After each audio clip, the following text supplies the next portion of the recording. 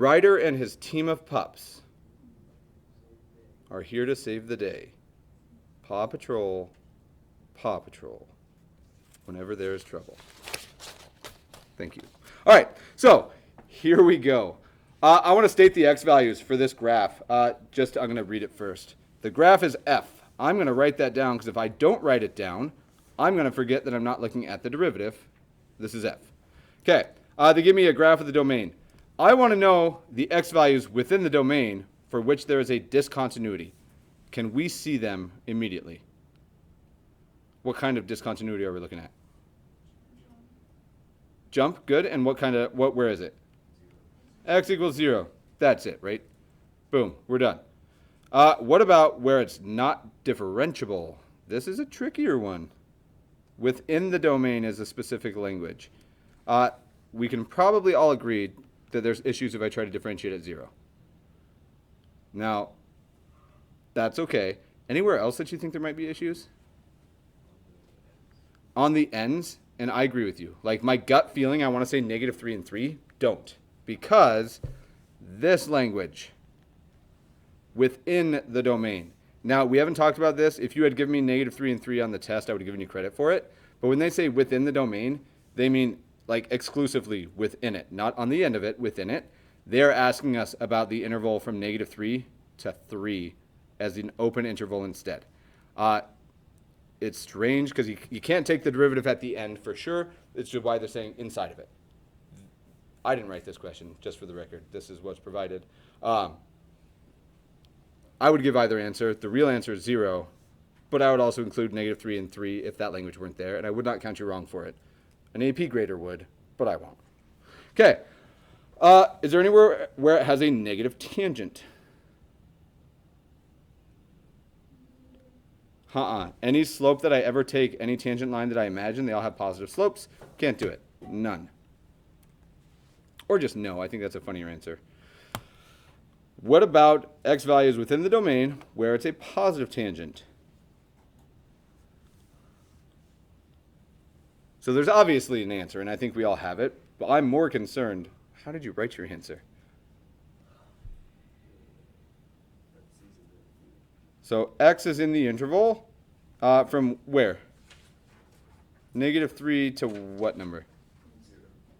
0. Because we can't include it at 0. But I definitely agree with, I see where you're coming from. And then I had to pick back up at 0 and go to 3, right? Where, or how do I tie these together? Union. We're going to let these guys union together. And there they are. Now, this answer is fine. I prefer set builder notation for like everything. Like 90% of the time, it's nicer in my head. X such that x is between -3 and 3. And I'm going to rewrite this, and I wish I could control Z. I would say -3 is less than x is less than 3, and x is not equal to 0. These are the same answer. The one on the left is in kind of cheater set or cheater interval notation. The one on the right is a much more formal. This is the shorthand for the word and. It's not a made-up one. You could physically write the word and instead, and you're just as good. That's and, or it's just the opposite. Okay. What's the limit from the left as x approaches 0? How about from the right?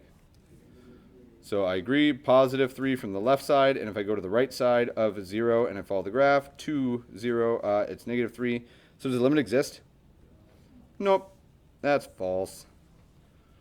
Cool. Any in there that we got incorrect, not counting that weird little part?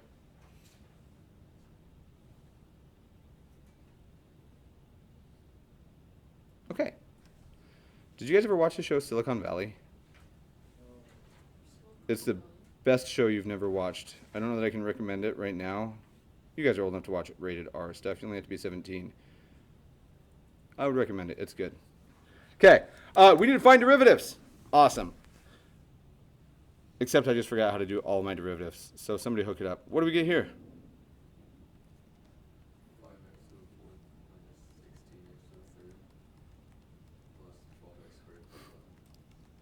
Okay. For this, I'm going to be crazy about notation, just so you know. Like, we're not grading this, right? This is just practice for us. But I want you to look very carefully at your work. If all you have is equals and you never once write y prime, I will destroy you on a test. Like, it will happen. You need to tell me that you're doing a derivative if you're going to write a derivative. Yes, ma'am? I would not say f prime here unless you take the time to write let y equal f of x. We don't change variables unless you have this statement. So if I give you something, and these are all x, I believe, but if I give you something like f of theta, and then your answer said x equals this, the AP people won't give you points unless you physically write down let x equal theta so that you can do that substitution. Don't change stuff without physically saying that you're changing it. Okay. I probably will let that slide at least for a while, but we'll try to. All right, 21. Are we product ruling or are we multiplying and then doing it? Everybody product rule? I would not. I think it's going to be faster the other way, but let's do it. Gosh, here I am. I forgot the product rule. Shoot.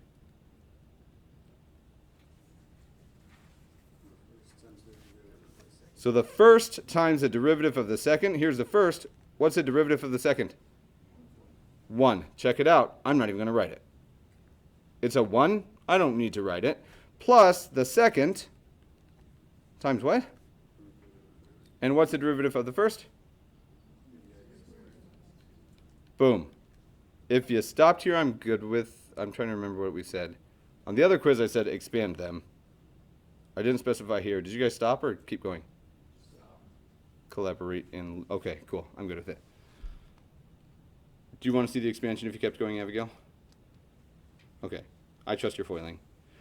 All right, I need a rule right here on 23. Quotient rule. Did everybody do quotient rule? I probably would, but I'm very tempted to use the not quotient rule. We're going to use a quotient rule, but I do want you to see it just in case you want, like, the alternative is there. When I see this, it's ugly, kind of. There's worse things. But do you agree that this is the same as this?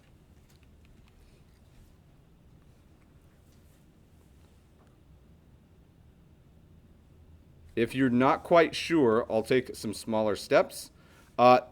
If I have a numerator over a single denominator, we can split it. So in my head, when I look at this, and I didn't do this exact problem, but my first thought is, hey, this is really just this. And then I realize that this can be written with a negative exponent. That's 2x to the negative 2. And this is a 1. And now we have the exact same function. I think that it's easier to do that than it is to do the quotient rule. But that's subjective. And if you don't want to have to worry about recognizing like pretty specific types of simplification, it's okay because the quotient rule will get us to the same answer in the end. What's the quotient rule?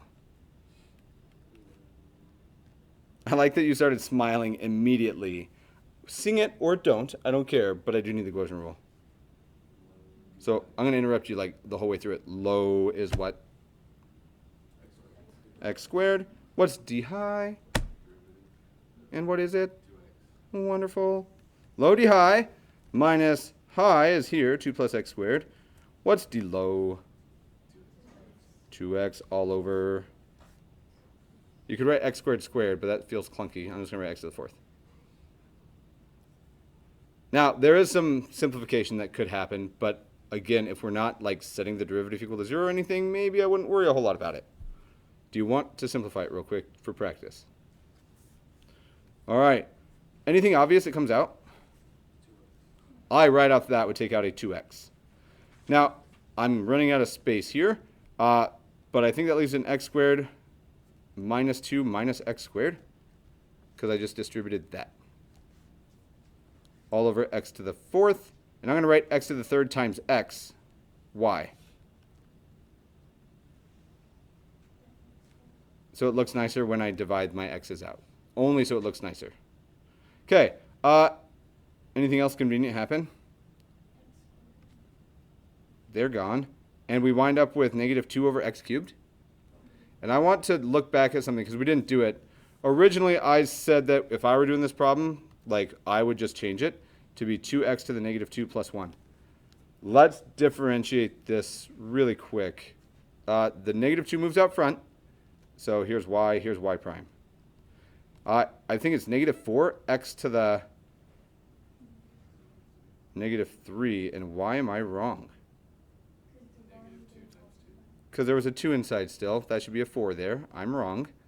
But now I'm not, and now I can see I get the exact same answer. Not terribly hard, but kind of cumbersome. Not terribly hard and not cumbersome. Look for the shortcuts. Unless I tell you, like, hey, use the quotient rule specifically, you're always okay to change it and use something else. If you'd rather use a quotient rule, we get the exact same answer. Cool. All right. Did everybody do these problems? Can I go a little bit quicker? Negative 1 over x squared? Or x to the negative 2? Negative 1 over x squared. Cool with that? Okay, you'll just tell me if we need to look at it any closer. 22, without factored, 3 times, and the order might be a little bit different, 3 times 2x minus 1 minus 3x minus 1 times 2 all over 2x minus 1 squared.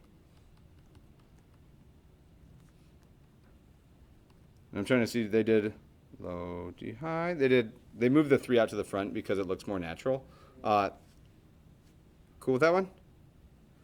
If you cleaned it up, it's negative 1 over 2x plus 1 squared. All right.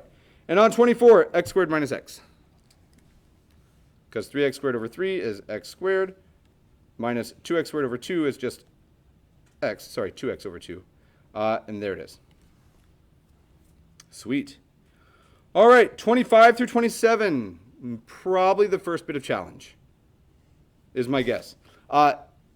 Somebody in here last week, and more than one somebody, many bodies in here, told me that one of the issues that we had and what you thought was hard was the graphing stuff. Absolutely, I agree with you. The graphing connection is always the hardest part. It takes practice, but the good news is here we are practicing. So let's check it out. They give me a graph here where this is velocity. Now, they wrote it here, but I'm going to make it very, very clear in my head. Here's velocity.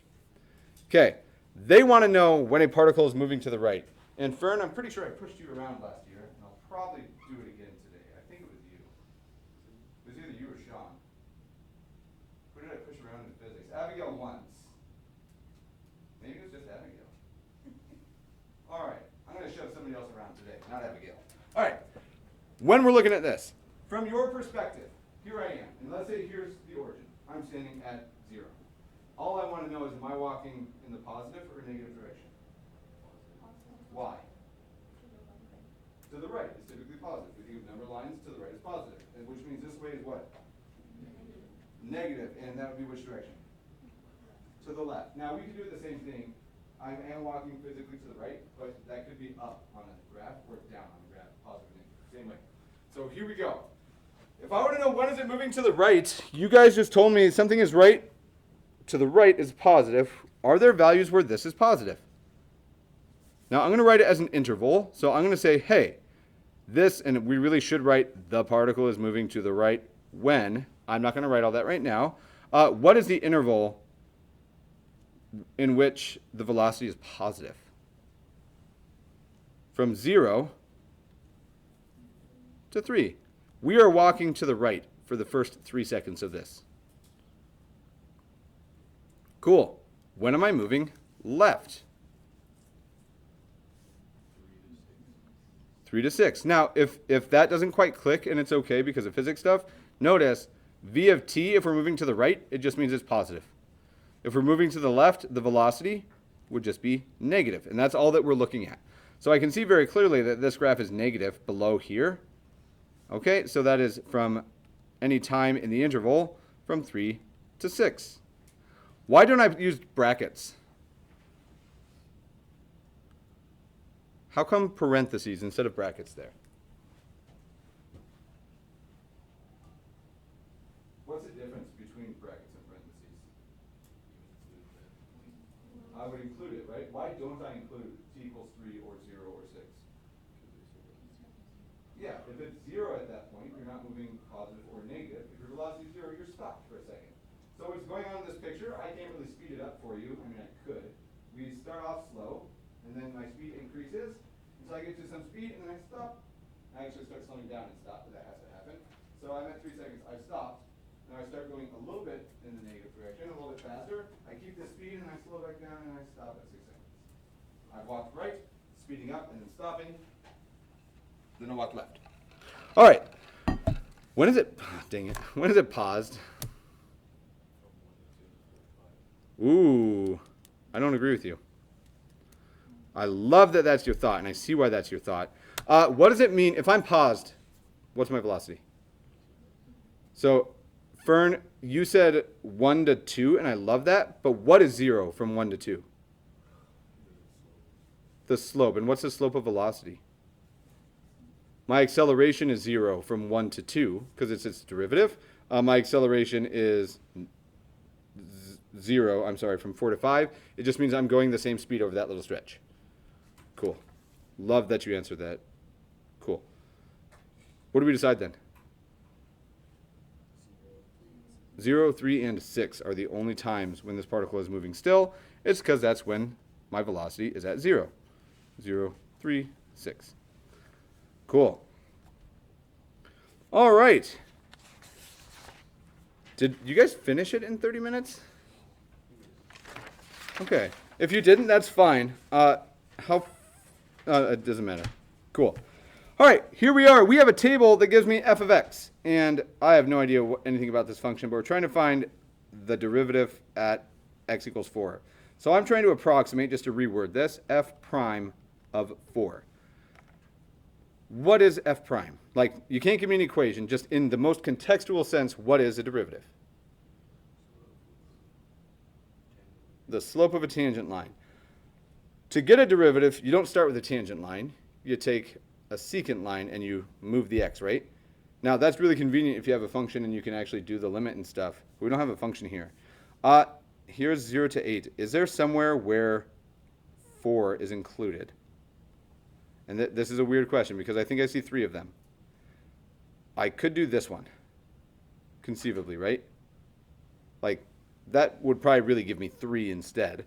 I could do this one, and it'd give me probably another good estimate of it, but I think it's going to give me the estimate at 5. Where should I take this if I want it to be an estimate at 4? If I go, and I'm going to switch colors so it can be distinguished here.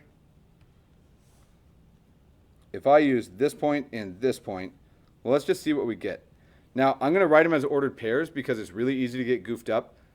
Nobody ever does tables horizontally unless you're saving space on a test or something that you're printing. Everybody's tables are always vertical. I'm not going to rewrite the whole table. I'm just going to simply write, I know that I have 2 ordered pairs, 2, 5, and 6, 1. Okay, now I want to use these ordered pairs so I don't get goofed up. I just need to find the slope. I just don't remember anything. It's so weird how this happens every day during calculus. I don't know how to find slope anymore.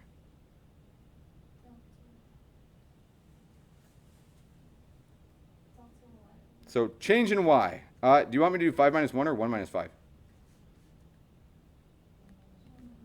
Okay, 1 minus 5. You're just going to commit to y2 minus y1. I'm good with that. What better be in the denominator? 6 minus 2. I'm cool with that. And let's just check. We get a negative 4 over 4. Hey, that's one of our answers. Now, I just do want to check something because I'm not sure off the top of my head. If we did it here, I would do 3 minus 5 is negative 2, and I'm just looking at these other ones to see what the answers would be. Negative 2 over 2. Hey, you would have gotten the right thing even if you picked that one. What about here? 1 minus 3 is negative 2 over, hey, you got negative 1 on all 3 of them. I bet this is a linear function. That's my guess. Cool. In any case, it's negative 1. Cool, cool, cool. Anybody get something different? All right. We're going to do this one differently. What's 29? Not what is it. Whoa, my stuff looks different. That's okay. Are any of these right? D, 0 and 2? We're going to dig in. Does yours, on your part D, does it have 0, 2, and negative 3? Mine only has 0 and 2. I'm okay with 0. Negative 3 works. Okay. Anybody want to work through this one? This is one of the hard ones. Let's check it. Okay. What did they give me? And this is ugly, and we spoke about this, but I never use it, but I know we did talk about it.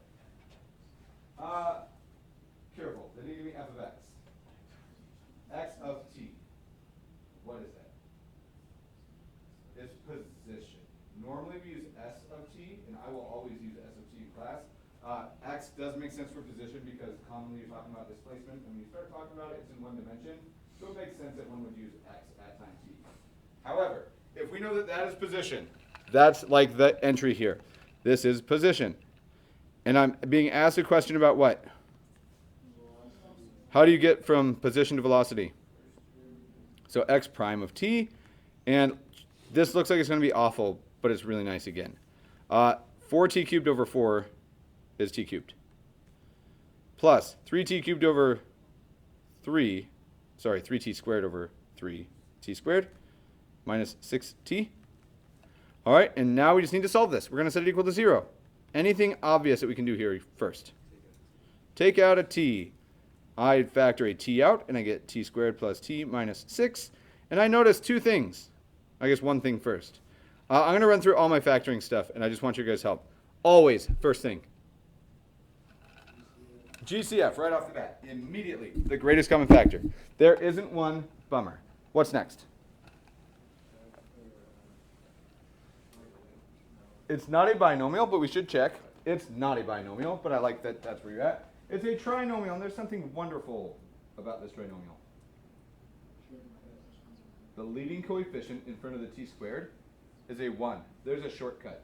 I need factors of negative 6 to add up to what? Can you tell me what those are? 3 and negative 2. So the second that we have, and I'll even show this, negative 6, and we said 3 and negative 2, we then get our factorization as t. That's a positive 3, so t plus 3. Negative 2, t minus 2. And if we set this equal to 0, we do indeed get 0 from this one. We get negative 3 from this one, and we get positive 2. We done. Cool. Now, if I change this, if I ask instead, when is the object stopped? It feels like a different question, but is it? Because if an object is stopped, it's not moving, and if it's not moving, its velocity must have been 0. And we could change the way that we're asking the question, but it's the same thing. Now, we haven't done a ton of physics other than just the kinematic stuff. Do you guys appreciate how much easier physics is with this? Like, holy cow, it's so much easier with this. Thank Newton. All right. I don't even know what this is asking me. Yeah, let's take the second derivative. What's the derivative of sine? What's the derivative of cosine? We done. Nice. What? All right. Cool. If this had been your exam, how would it have gone? I would have gotten A. Like, for real? Yeah. That's awesome. Without notes, without everything. No. Hold on. When you say no. Without no. So okay. So now we're at a decisive moment here. Wait. No, like you're not. I'm not throwing you under the bus. It's a train. I'm joking. Who else? So it's not a funny joke. Who else feels?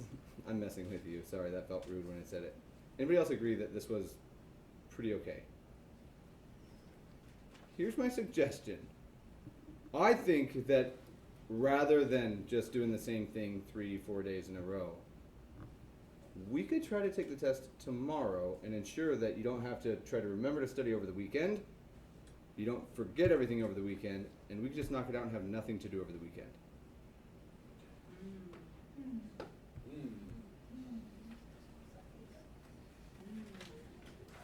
Okay, I'm going to give you guys 60 seconds. You are going to come up with a decision without any input from me.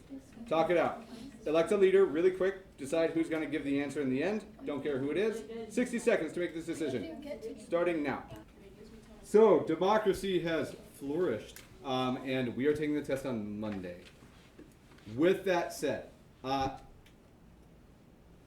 we don't get to use note cards and stuff. Do you want to do another practice? Like, I'm really stuck here. I don't want you to just do the exact same thing tomorrow that we did today and yesterday. Because if this went well for you, awesome. If it didn't, less awesome. But you should know what you want to study. How are all your other classes going? Good. Going okay? All right. Do you guys want to try to help me do something so that tomorrow we don't just have to do the exact same thing, but we can try to do a little bit of fun? Yeah. Here's my thought. If we start, and I've never done this, you guys have used Google Slides before. Yeah. Can you help me make a Jeopardy? So I'm going to need your guys' help with it.